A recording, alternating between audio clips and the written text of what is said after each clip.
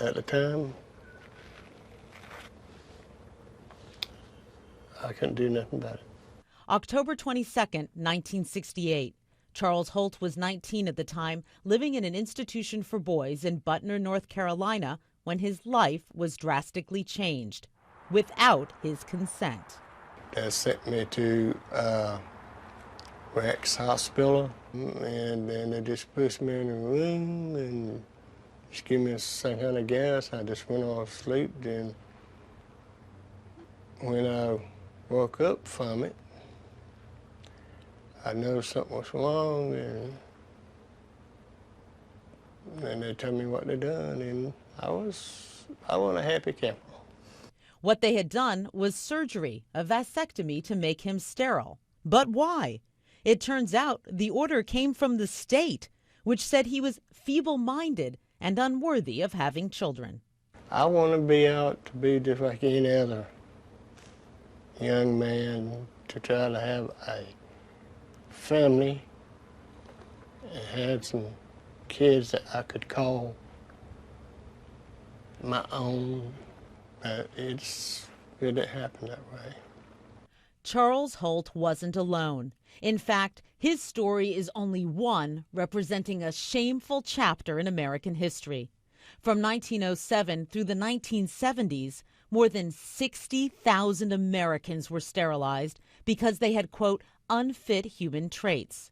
It was called eugenics. The goal? Breed out those considered to be a burden on the rest of society and make, quote, better human beings tomorrow.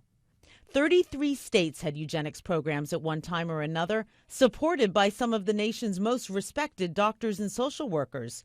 Even the Supreme Court approved it. Oliver Wendell Holmes wrote in one 1927 case, 3 generations of imbeciles are enough.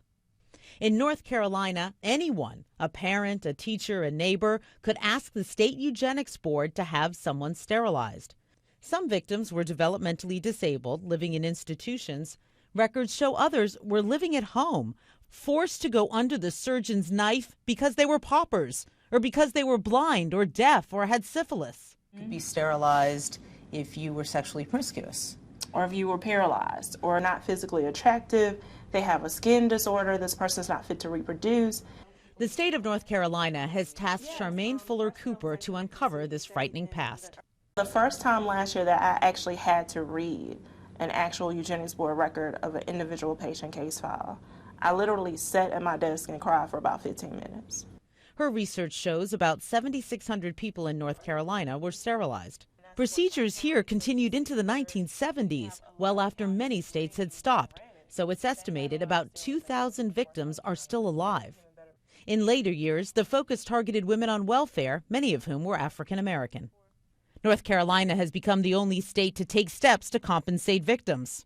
For nearly 10 years, the state legislature has written reports, submitted bills, even heard testimony from victims. I wouldn't have mind having me a daughter, maybe 2, maybe 3. The state need to award us, because we got to carry on. But so far, these victims have received nothing more than apologies from Governor Bev Perdue. I just came here as a woman, as a mama, and as a grandmama, and as governor of the state, quite frankly, to tell you it was wrong. Compensating victims could cost tens of millions of dollars during a time of budget cuts. State legislators, like Representative Ruth Samuelson, are worried about money. We had to set priorities, things like, do we compensate eugenics victims or do we put classroom teachers in place? We had to make choices. Is it possible these victims will, in the end, walk away with nothing? That is a possibility if we don't have legislators who are willing to stand up for the victims. Charles Holt knows he may never see a dime. So the state of North Carolina has said they're sorry. Is that enough? No.